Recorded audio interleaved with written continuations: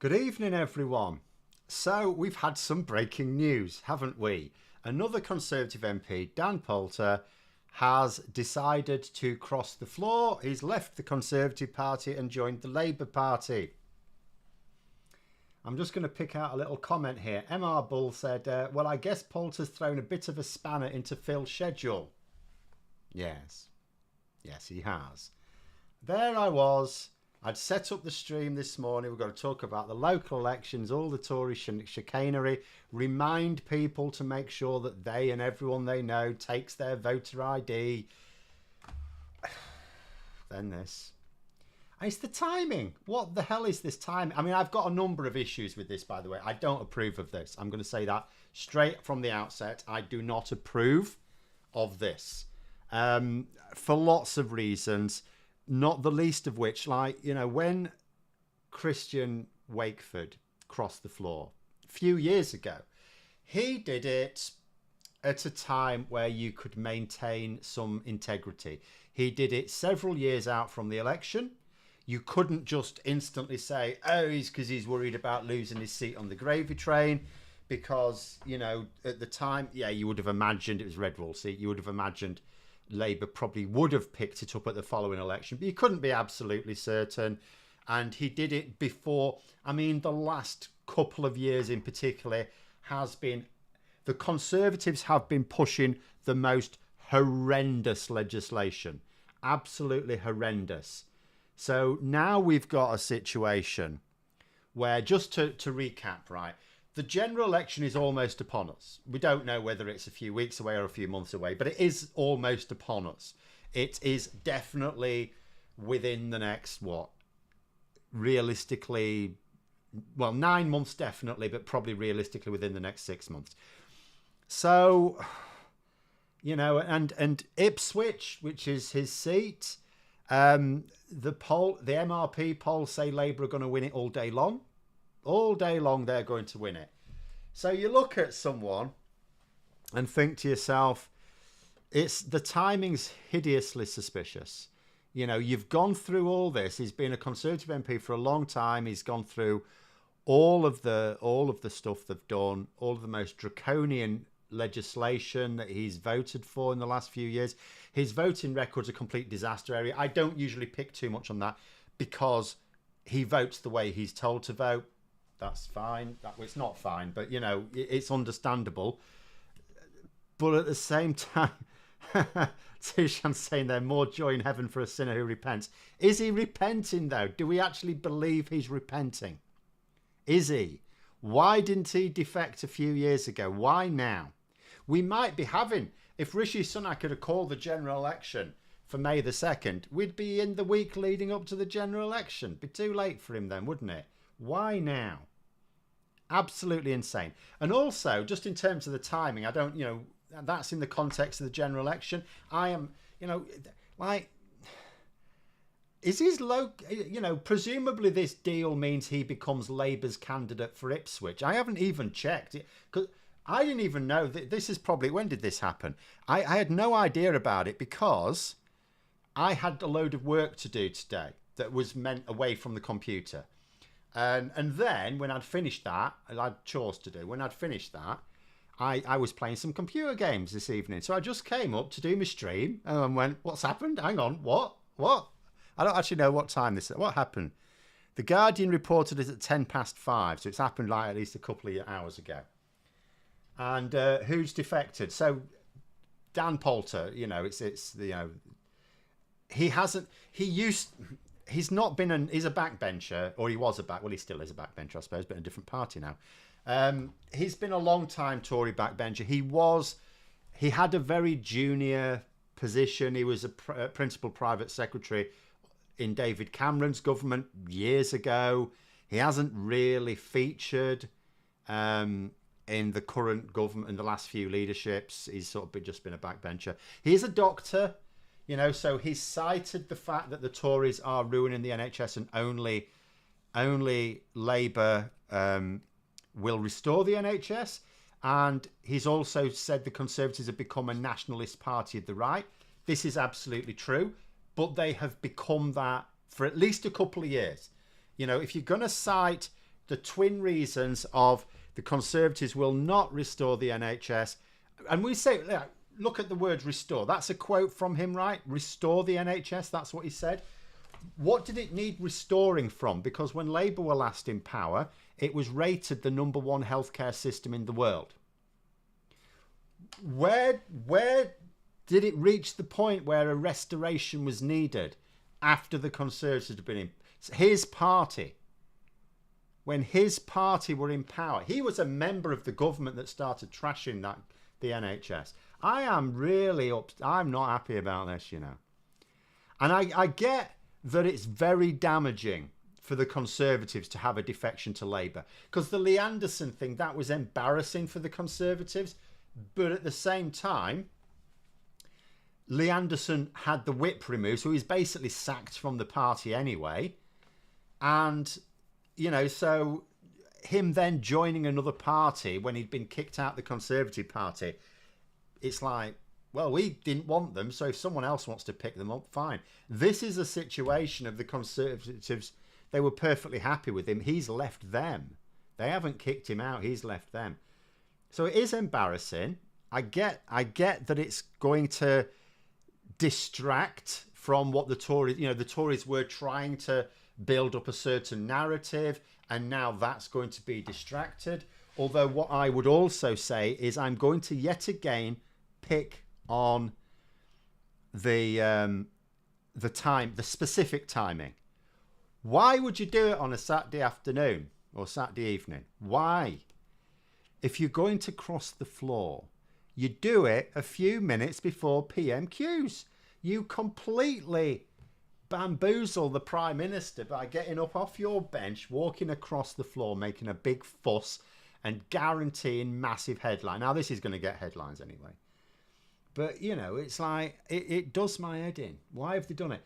Someone's just said there, why isn't this damaging Labour? Why would it? You know, it's like, because from Labour's point of view, it's like this person that a number of people will respect is now joining us. It emphasises that people who were previously on board with the Conservatives are now recognising that Labour is, I mean, specifically with his message, the only party that will restore the NHS.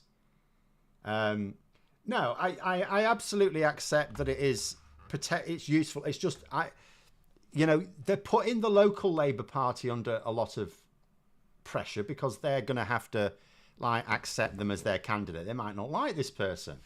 He's been a right tosser for quite a long time. And, you know, Christian Wakeford had time to build up those. And also, I mean, you know, Dan Poulter is not the, you know, when we talk about different types of Tory, you know, we sort of say the ones who are like the relatively decent ones. His voting record would look a lot better if he'd been part of a reasonably decent Conservative government, like a, you know, like we might say a John Major style government. You know, his voting record would look a lot better. But nonetheless, Christian Wakeford had time to prove himself with the local Labour Party. You know, anyway. Right, anyway, we'll go through some comments here. I don't really have a problem with him becoming a member of the Labour Party as long as he's not a Labour candidate. Well, he will be, won't he? What is the point of him defecting if he's not going to be their candidate? That is going to be surely... That will be... I haven't read it all because I literally saw it as I came up to start the stream off. I just looked at it and thought, what the hell? What? Because I said some time ago, I would not accept any further... I'm not happy about... I'll tell you why I'm not in principle happy with defections full stop. And it's nothing to do, like some people will be opposed to defections because they'll think, hang on a minute, if you stood under the banner of a party, if you're going to then leave that party, you should resign as an MP and trigger a by-election. Now, actually, if he did that, there'd be no great problem because he would win it, right? As a Labour candidate, that is. But that's not my issue. I don't have that issue because I understand that although, yes, many of us do vote for the party, we're really voting for the candidate. And we're giving the candidate the power to leave their party, join another, whatever. I understand that. I don't care about that. But It's the... So this person supported the Conservatives under David Cameron, Theresa May, Boris Johnson, Liz Truss, and most of Rishi Sunak, right? And you think to yourself, so let's imagine a future, right? So he becomes a Labour candidate, he wins, he becomes a Labour MP. His voting record will instantly be better because he'll vote the way the Labour whips tell him to vote now. So it'll be like night and day. And that's fine. And then let's say we get 10 years down the line and all of a sudden Labour are on their way out and it looks like the Conservatives are coming back. How do we know he's not going to switch stream again? I mean, granted, the Conservatives may not accept him back because it will be such an obvious, egregious act. But at the same time, oh, someone's saying he's retiring, not standing, save Tory seat. Hang on, who's this? We're not missing those. Dan Poulter's not stepping down, is he? Oh, he is. I apologise. This is the problem with breaking news, and I've not caught up with it all. In fact, I take it all back. I take it all back. He's just doing it to kick Rishi Sunak in the nuts. I'm sorry if people have been trying to say that into the chat at me. I've only just noticed it. Okay, disregard most of what I've just said there. He's not standing. Thank you. Okay, great. All right. Actually, that just makes it even weirder now. I don't actually know what to think. While my brain's now mulling this new information over, let's go on to this one because I wanted to talk about the local elections anyway. Luke asking here, do I think Labour will repeal the voter ID requirement? Yes, I do. So, interestingly, just in terms of Labour's official position, so this question did come up on an LBC call-in show, which had Darren Jones, who is a member of Labour's shadow cabinet. And he was asked, will they get rid of voter ID? And he actually won a lot of plaudits because he basically said, I don't know. You know, he was perfectly honest. He didn't try and waffle. He didn't try and like, oh, yeah, blah, blah, blah. He just came out and straight. I don't know, but they'll probably I'll probably get a buzz from Labour HQ on my phone. And everyone was actually quite impressed that he was perfectly happy to say, yeah, I don't actually know the answer, so I'm not going to try and like waffle. And then the answer came back, and the answer was, we don't know, in a nutshell. But they will have to do something about it because voter ID is voter suppression. And it's got nothing to do with the moral cause of it. This isn't me saying Labour are a moral party, so of course they will repeal the immoral legislation.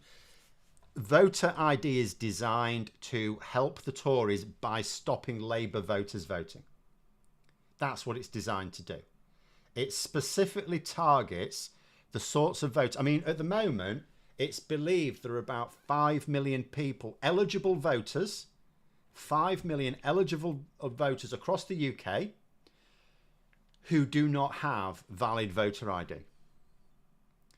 And we know this from official figures because we obviously know how many people have different types of valid voter ID and all you have to do is be a UK citizen or a Commonwealth citizen between the ages of 18 and dead to be eligible to vote. So in the general election, that is. So Phil pulling a Susan Hall style U-turn live on it. Yes, I'm sorry. I missed that. It makes no sense to me anymore. But in terms of Labour's position on voter ID, they will have to do something. They cannot allow it to persist. Labour's position at the moment is, rather than saying what they would do, there's supposed to be a review into it. And they are demanding that the Conservatives publish this review. They're saying, where is this review? Why aren't you publishing the review into the impact of voter ID? So they're obviously waiting for that review to come out. The review will inevitably say voter fraud was never an issue. There's like, if I was to play with a firework and blow most of my fingers off, I would still have enough fingers to count how many people had committed voter fraud in the last few years. That's how few cases there are. And yet, in last year's local elections alone, we had 14,000 people turned away because they didn't have voter ID. Right? 14,000. That's in local elections. We'll have to see how many in these next local elections. Some have suggested the Tories did make a bit of a mistake in changing the law so early that they should have done it this year. So there was no warning, because it could be argued people would have heard about the situation last year and be a bit wiser now. But there are nonetheless still millions of people that don't have voter ID. So you need to tell as many people as possible to make sure they've got it. And don't just think they have it. Check that they definitely do. Because voter ID is not the same as photo ID. Yes, they are photo IDs, but that is not enough. It can't just be photo ID. It has to be specific types. Talk about the video that came out a bit earlier.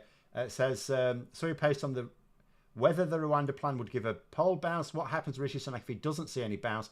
Massive panic, a leadership challenge immediately, or what? Well, it all depends on what his plan is. It may well be that his plan is to make sure the election takes place very soon after the first flight, in which case there'll be no time for panic. No time at all. I don't know what his plan is. That's the problem.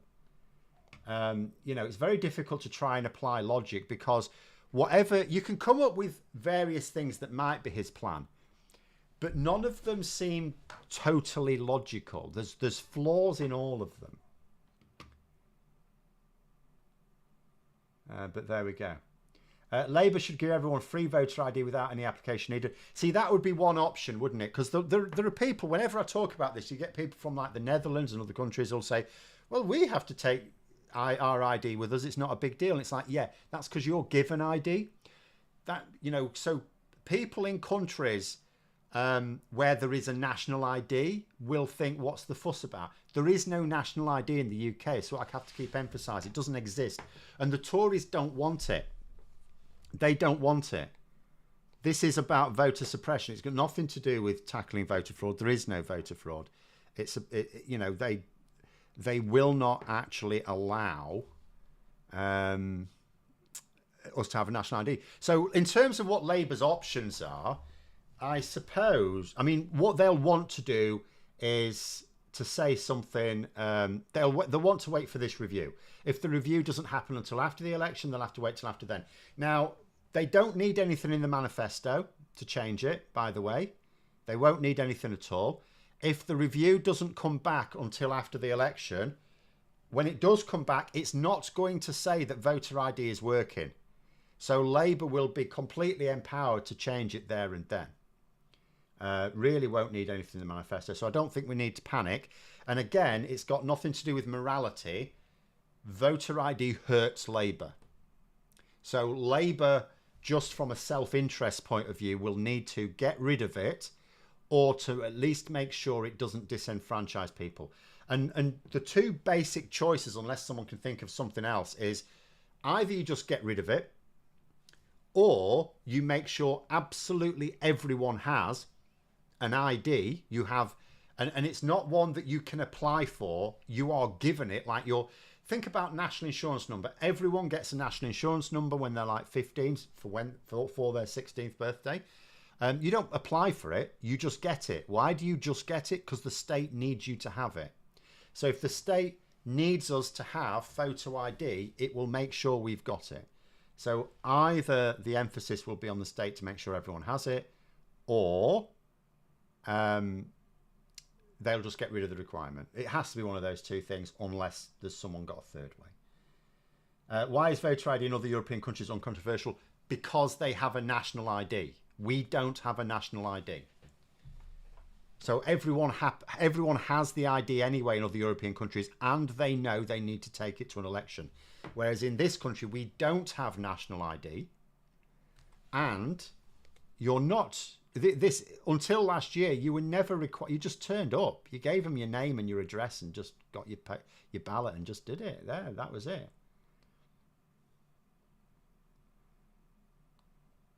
Number 10 calling the increase in asylum seekers going to Ireland via Northern Ireland is the Rwanda plan working. Yeah, again, whatever. It would be tiny numbers. You can't have like an exodus going to Ireland. But there it is. Matthew saying Blair introduced ID cards. He thought about it. The coalition government scrapped it. No, he didn't introduce it. He thought about it, and it was about as popular as a fart in a broken lift, and so they stopped. It was never introduced. We never had it. There was a suggestion that we might do it, and then it was really unpopular, so they went, no. So I suspect they'll just scrap the requirement. Have I seen the latest Intelligence Squared? No. Will Hutton believes it will take 30 months for people to feel the benefits of Labour government. That's fine by me. They just need to feel the benefits before the next election, quite frankly. Obviously, the sooner the better. Obviously some people will feel those benefits, within the first year, should we say, not overnight, but within the first year. But if you're talking about to the point where a critical mass of the voting population feels it, 30 months, I think that's good. I'd be very happy with that. If that, I don't know what it's based on, but that, I'd be very happy with that. If the EU countries are at least in part moving to a war economy, could we expect Labour to do when in power if they want to align with the EU as much as possible? Well, I mean, the UK already spends, even though we've been spending much less on defence under the Tories, it's still more than most other European countries. So in actual fact, these other European countries are effectively just catching up to the UK anyway. I don't know what Labour are going to do about various funding, because we know that they are, I mean, Rachel Reeves says it every time she's asked anything at all. We're going to inherit the worst economy, like ever, certainly in post-war, but probably ever. She said it's the first, she keeps saying, and she said it again recently, the line from Rachel Reeves every single time is, this is the first parliament ever where living standards she may mean in modern times, living standards at the end of it are lower than the living standards at the beginning. So, it's, I'd love to be able to say, of course, they're going to boost defence spending and this spending and that spending, but it's like, it's going to be tricky. But at the same, and if you think to yourself, but it's going to priority, isn't it? And it's, yeah, absolutely. Defence is an absolute priority, particularly when Europe is at war. We must not allow Putin to get, we already have allowed him to get a foothold in Europe. We've got to push the foot out and make sure he doesn't put it back anywhere else. So, and we have to work on the assumption that even if Biden wins the next election, because Labour will sort of know that before they have to decide anything, even if that is the case, and the Democrats take control of the House, and, they've got a few years of reliable, semi-reliable, because America will always focus more on the Middle East and the Pacific than Europe. We've seen that. We've seen that in the last year. But we have to work on the basis that America is not reliable. But there we go. Reminds me of the states run by Republicans of the USA. They want voter photo ID, but accept those IDs such as hunting licenses and disallow those such as student university IDs. Yeah, I mean, that's what ours is very much like. It's like, oh, you an elderly person? Yeah, you can have this great big long list of ID. Oh, you're a young person? Yeah, you can have a driving license or a passport. Which have you got? Oh, neither? Oh, dear. You'll have to apply to the council for a voter identification pass then. Oh, you don't know you need to do that? That's a shame. You're going to get turned away at the polling station. Absolutely mad. It does my head in that you can have an elderly person's bus pass or an elderly person's Oyster card. Oh, yeah, that's fine. Young person's equivalent of the same thing. Oh, no, that's not fine. And people have said to me, but the burden of proof to get the elderly one is greater. Well, make the burden of proof the same for the young person one and let them use that then. That's not an excuse. That's not an excuse. Make it the same procedure. Make them have to hand over the same information so that that young person's travel card or bus pass or Oyster card or whatever the hell is just as valid. But preferably just get rid of it, because we do not have a voter fraud problem at all.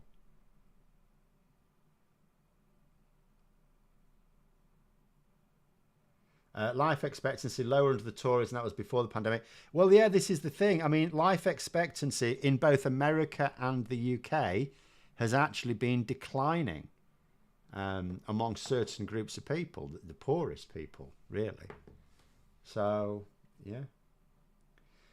Could Starmer have a second defection lined up for Wednesday? It would be hilarious if someone crosses the floor. I suspect not. I mean, I'm not even happy about this one, even given that I'm now like questioning a lot of things. I'm going to have to think about this now because I don't understand it. This Dan Poulter's like, so if he's stepping down anyway, like, what? So then you all of a sudden have switched to, okay, this is probably on a point of principle. He's doing it as a point of principle. But now it's like, what's the point? What's he doing? You know, it's like, yeah, okay. But I know, because remember when I thought the same thing about the Lee Anderson thing? I said the same thing when Lee Anderson, like Richard Tice had his big press conference on that Monday morning, and I said, why didn't they just make him cross the floor just before PMQs, cause a lot of fuss, get himself in? Because there was hardly any headlines about the Lee Anderson defection. Because it happened on a Monday, there's other things happening. It's like, do it just before PMQs, make sure it's headline news all Wednesday afternoon, which it would have been. Then you have your press conference the next morning. And then you get a double dose. Like, absolutely insane. And then people were saying to me, well, maybe he's got a second one lined up for Wednesday. But he obviously didn't. And I think the same thing's the case here.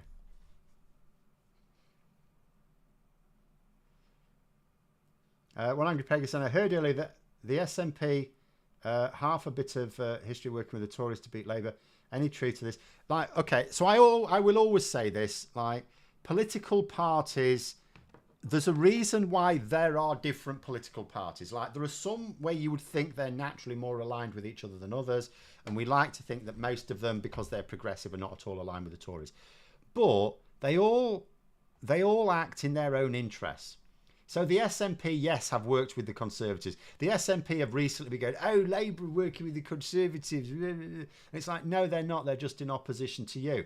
There was a time a few years ago when the SNP were working with the Tories. And it all just goes around. You do what you need to do in the interests of, because you, as a political party, you believe you need to try and achieve certain things. You need political power to do it. So if that political power is on offer, you sort of take it. Obviously, you have to be a little bit careful about the trade-offs, something that Nick Clegg was not. So when the SNP worked with the Tories a few years ago, they actually benefited from it. So that worked out for them. When the Lib Dems worked with the Tories a few years ago, in Westminster this time rather than Holyrood, that didn't work out for them. They should have been a bit more careful. But yeah, I mean, I don't make a big deal about two political parties appearing to do something in their common interest. It's their common interest. That's what they're going to do. And indeed, politics has to work by working with others. Yes, we might not like it when various parties will work with the Conservatives. But, that's politics. The best, if you don't want political parties working with the Conservatives, the best way to deal with that?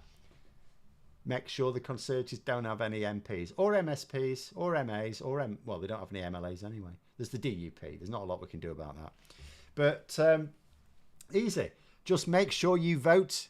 If in your constituency, in the general election, the Conservative candidate has a realistic shot, make sure you vote for the one who has the best chance of replacing them. So you make sure you sign up to stopthetories.vote, where there's also lots of links about how to make sure you've got the valid voter ID and make sure you're registered and all the rest of it. Proninator, I could be thinking more strategically than any political party right now. I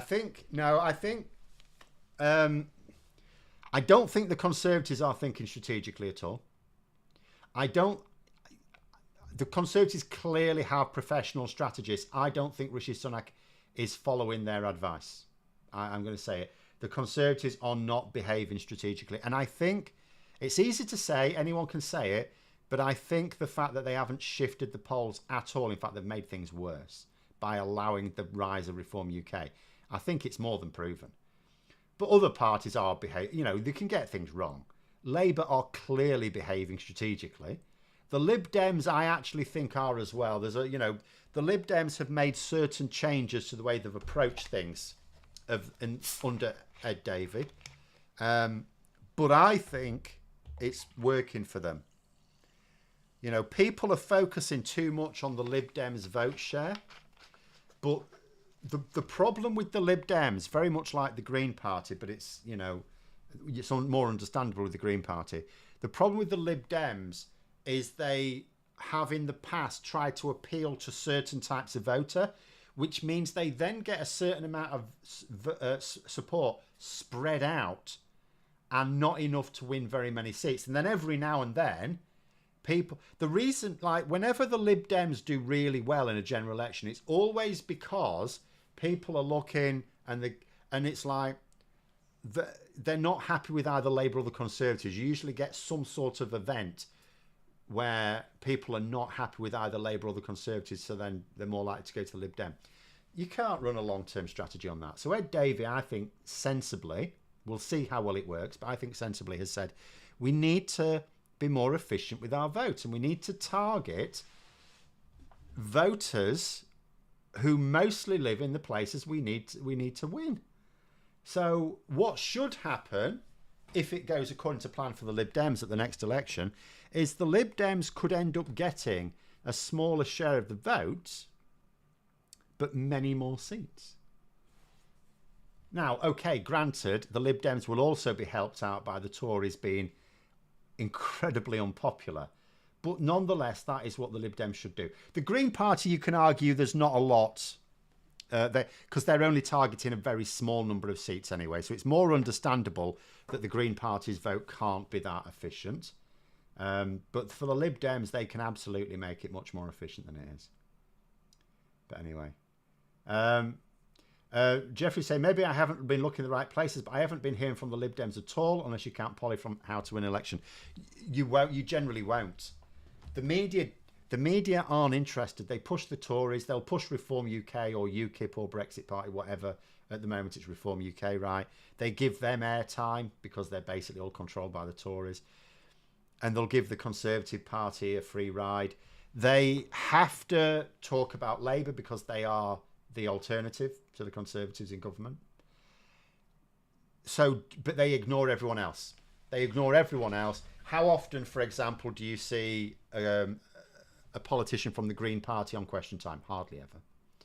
How often do you see, it's not that often for Lib Dems. So usually you hear more from the Lib Dems during an election campaign where the media have to give them a certain amount of time. But it could be argued that although we are in such a period now with the local elections, because of the nature of all the Tory sleaze stories coming up, even that's getting drowned out. So, but you will expect to hear more, I think, during the general election. Rishi Sunak staying in power as much as he can just to get the India trade deal. See, I think that is very likely. But how long can he? Because it's not just up to him. It's up to his party. But, he's obviously trying to convince his party that he's got the polling. See, what I gather, and people keep telling me this, is what a lot of Tory MPs believe is when the general election comes in, although the polling looks bad now, there's a load of don't knows who will hold their nose and vote Conservative. That's what Rishi Sunak is telling them, that their internal polling, I'm not getting this directly, by the way, but this is what people keep saying, that, Tory MPs have been told that their internal polling says that a lot of these don't knows are actually going to end up voting Conservative. Now, two things with that.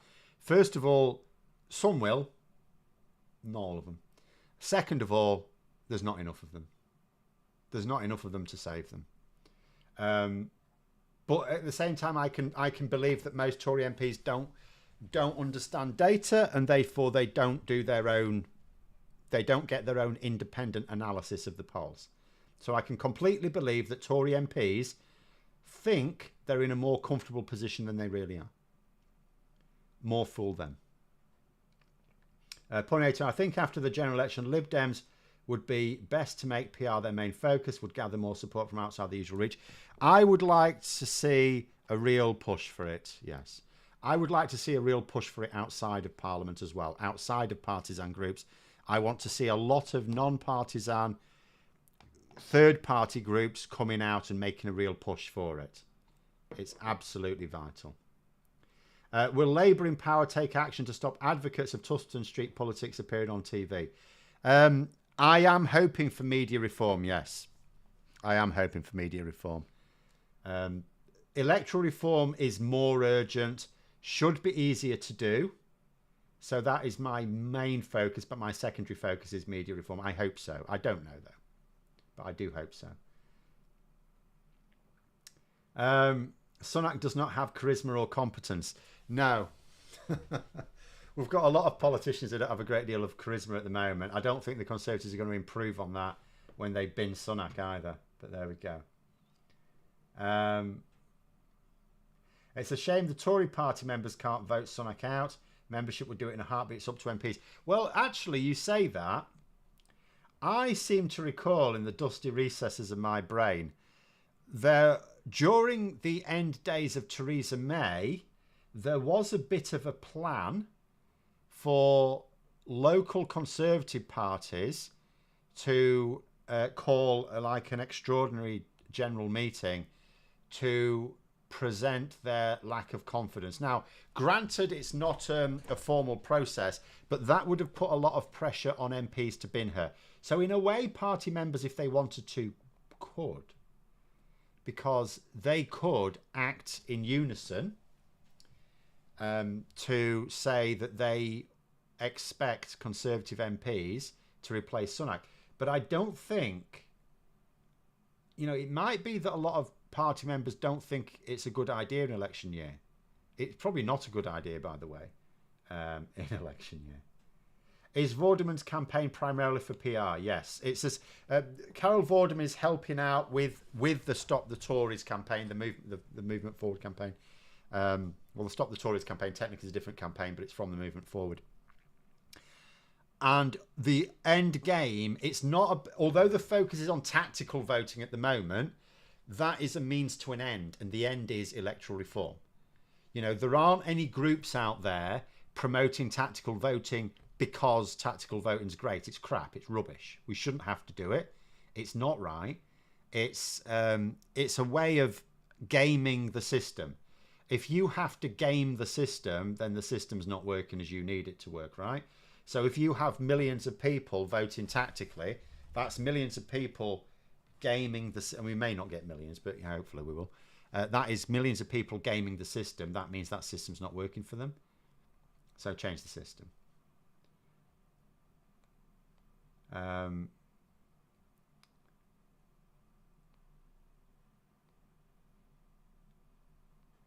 Not long, John. Any comments already on Dan Poulter? Yeah, I had to start off with it, and then I went on a complete rant because I thought he was doing it so that he could have a nice safe seat in the election, and then it turned out he's not standing in the election. So I'm still not happy about it, but I'm no longer annoyed. My main annoyance was him becoming the Labour candidate and a Labour MP after the election. That was my main source of annoyance. Given that that's not going to happen, it is now something I'm calmed down about. I've calmed down.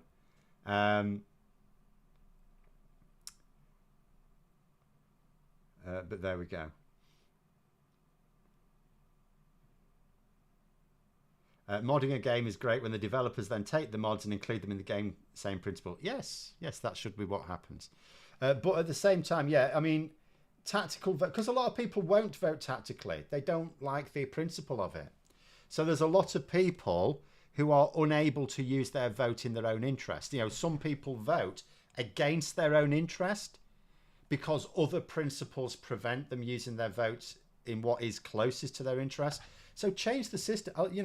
We should have a system where people can look at a range of candidates or parties, whatever your focus is, and go, yeah, that's the one for me, and vote for that without voting against your interests. If you voting for your preferred option is actually directing you to effectively support the worst option, it's not a good system. Now, there'll be no system that's perfect, I will just say. So you could argue, no matter what system we come up with, there might be times where some people would still be better advised to vote tactically. But if you reduce the number of people who have to do that to a very small number, then that has to be a huge improvement. And if you make it, and again, my priority, because lots of people have lots of reasons for wanting proportional representation or some hybrid form of PR. My reason is, I do not, because if you have more than 50% of the seats in the House of Commons, as long as there's unity with that group, you have 100% of the power. So if you have like 300, because there'll always be a few rebels, you probably need about 340 seats at least, given, there'll always be a few people who will never be unified with you. They're just like hangers on, entries. So if, let's say you have 340 seats, you have 100% of the power. 100% of the power. The other 310 MPs, don't matter. They have no power. None at all. They can sit on select committees. They can ask you awkward questions, but they can't do anything. They can't stop you. They can do nothing. So it's not even like you have majority power. You have 100% of the power. Now, you could argue it's bad enough if someone with just over 50% of popular support has 100% of the power. That's still a disparity, but there is no way of stopping that. Not without coming up with some convoluted thing that will be easy to break. But at the very least, you must have majority support if you're going to wield all the power. Must do. So it's an offence to have someone getting 40 to 45% of the vote and 100% of the power. Shouldn't happen ever.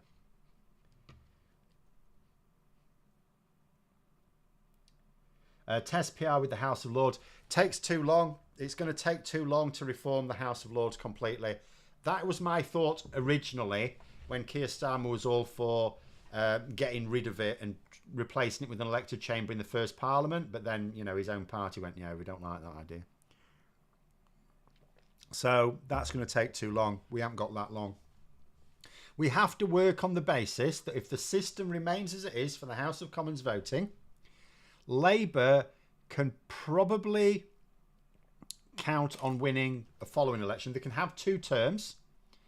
There's a reasonable chance. We can't. It's impossible to say what's going to happen after that.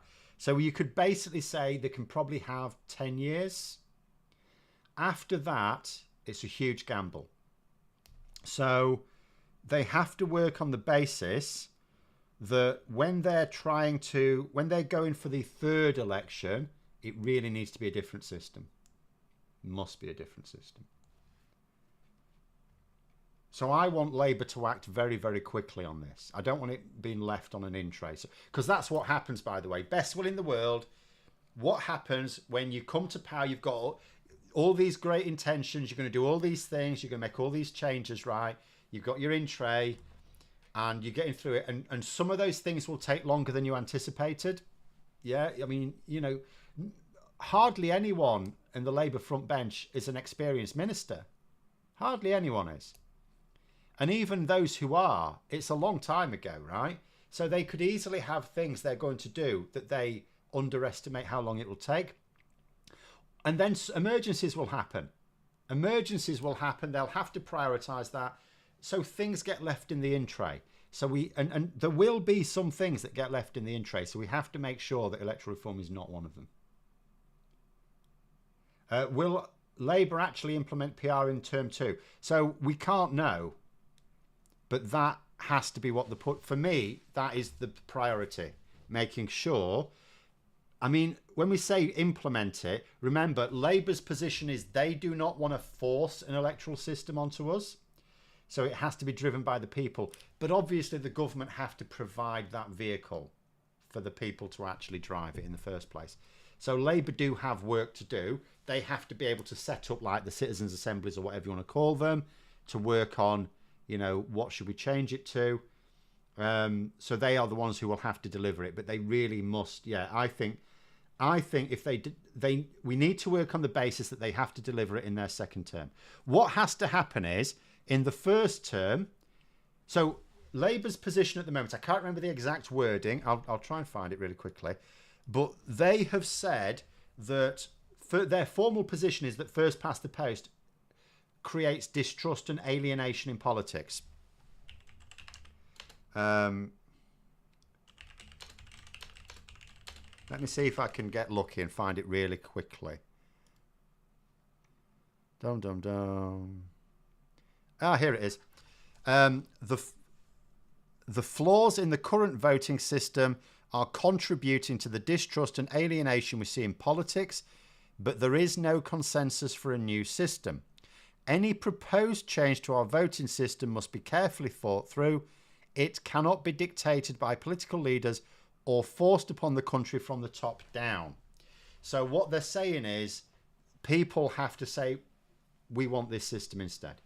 So Labour have to put something in place to allow people to be able to say that. And then in their second manifesto say, we'll go. I mean, it might be that there has to be a referendum. My preference would be in the manifesto, but we may have to accept it goes to a referendum. But at the same time, we may not find the whole of the right wing are against this and therefore all the money. We may find that there are some on the right who are very much in favour of it. We know that Reform UK talk, like Richard Tice and Nigel Farage talk positively about it. So there we go.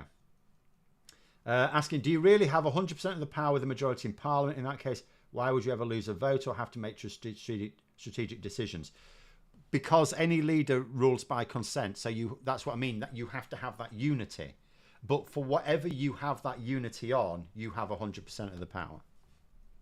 The reason they lose votes is because some leaders are weak and fail to like inspire that unity, and in some cases just mess up, and they try to get their MPs to vote for something that actually is not in their interest.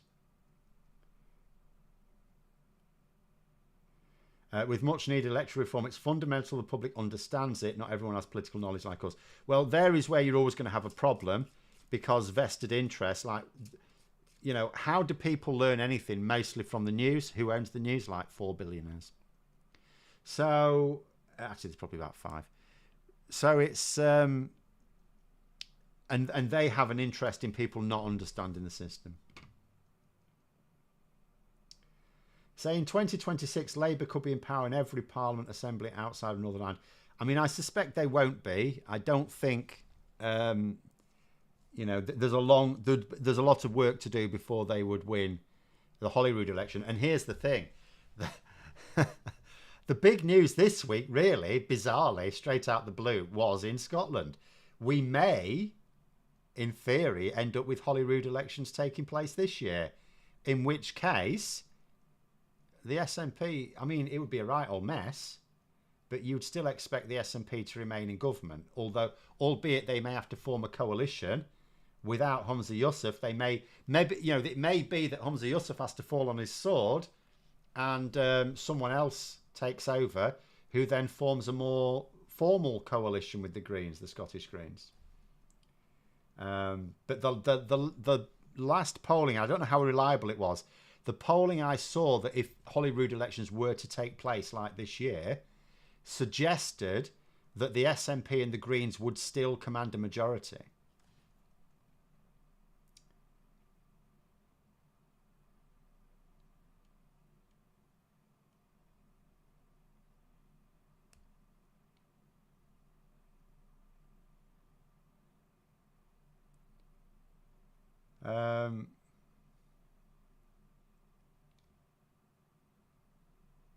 Someone just saying there about the Don Poulter The sick note culture thing was what the straw that broke the camel's back and caused him to leave. I mean, I am going to have to like consider this because it's remarkable for someone to cross the floor like this and not even intend to stand in the next election. Has it ever happened before?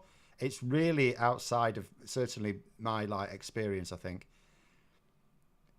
And it puts it into the league of a matter of principle, doing it on a point of principle. But it is a very weird one. I just find it odd that someone who has managed to remain in the Conservative Party, and he's not exactly been a rebel over the last, particularly the last 2 years, which is when they were at they've become their very worst in the last 2 years. I mean, when he says they've become a nationalist party, they're right. I will go further. They've become the BNP. People say there are moves to try and turn them formally into what Reform UK present themselves to be. They are already effectively the BNP. What they are saying, and when I say that, I don't just mean some Tory MPs. What the leadership is saying is what the BNP was saying in the 70s and 80s, and the Conservatives at the time were calling them out on it. Now we have actual Conservative leaders, influential senior Conservatives, using the same lines the BNP have used. And the BNP are a prescribed party now. They're banned. And yet they've come back in the Conservative Party.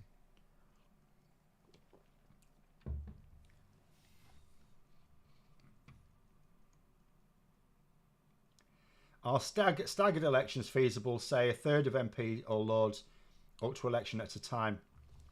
So I don't like that idea because we already have a problem with short-termism in politics as it is. So we already have the situation where a government, if a government forms with a decent majority, it's got a maximum of 5 years before it has to go to the polls again. And this creates a certain rhythm within the parliamentary cycle. So you do your big stuff. There's two types of things you push first. It's not your top. You might think, the highest priority stuff gets done first. No. The stuff that gets done first is one of two things. First, the stuff that will take a long time to yield the benefits. You get that in early so that you've got a chance of some payoff before the election. The second thing you put in is the stuff that might be unpopular whilst you're implementing it. So the stuff that could cause aggro. But by the time the election comes around, it's a few years later, people will realise it wasn't that bad after all, and so it's no longer a problem. So those are the things you go with first. And then in your second and third year, you start to do this. Again, it's the same thing. You're picking off the stuff that's going to take a bit longer to get results and the stuff that's a bit more unpopular. And then by the time 3 years has gone, it's like you're over the hill and you're looking at the next election. So then you stop doing the stuff that might be unpopular to implement, and you stop doing the stuff that's going to take a long time to yield results. You focus on stuff that gives you a quick win to get the polls up, right? And so that's your parliamentary cycle, which is a very short-term way of looking at it, because first past the post doesn't breed stability. Now, if we had a more proportional system, you wouldn't get huge changes in the government anyway very often. Like sometime, every now and then you might. But generally speaking, like public attitude will just shift a bit and the government would change a bit. It wouldn't go completely out of whack. So you end up with reasonably stable governments, or you can end up with reasonably stable governments as long as the coalitions hold. But in terms of like direction of policy travel, you've got a much better chance than with first past the post. If you had staggered elections, though, you could end up with a change of government every couple of years. I mean, so politicians would be constantly focused on the quick wins. So no, I don't approve of that at all. I know there are certain advantages, but I really don't see, do I ever foresee the Tories becoming prescribed party like the BNP? That'd be proscribed. No, they just need to sort themselves out. They're too powerful. It's a little bit like international law, isn't it? You know, in fact, I saw someone describing a seminar they attended on international law, where one of the speakers was someone who was a senior member of the International Court of Justice, I think they were saying. And they basically said there is no such thing as international law. It's whenever it's exercised, it's just an exercise in power. And, you know, we know that. We know, for example, that no one, you know, no American government will ever be brought to book for anything it does. No, you know, British government won't. The Russian government won't. Although, you know, even though there are plans to try and get Vladimir Putin into The Hague, I mean, it seems unlikely. You know, but so it's an exercise in power. The people who end up in The Hague are the people who do not have the power. And the people who do wrong and don't end up in The Hague are the ones who do. And the same thing applies here, really, doesn't it? You know, the BNP never had political power, so they could be safely proscribed. The Tories are an establishment party. Any attempt to declare them as extremists formally and therefore make it illegal to be a member of the Conservative Party will be seen as a naked political attack. So in reality, you know, the Conservatives, the options for the Conservatives are either they reform and moderate themselves again, or they just disappear completely, they become extinct, or they take over, we end up going down the path to fascism, and, you know, we'll come out of it. Every country comes out of it eventually, or most do, but there'll be an awful lot of pain along the way.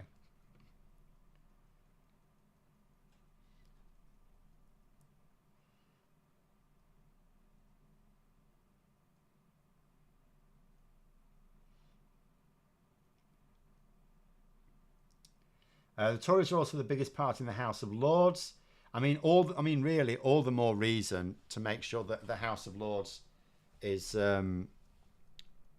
reformed properly. If it can't happen in the first term, see, here's my worry. Basically, there's a lot of objections to it within the Labour Party. The idea of reforming it at all. I mean, I know they've said they're going to get rid of hereditary peers completely. Okay, you know, that's long past its time. But other than that, I'm not sure I've heard anything else that's not just tinkering.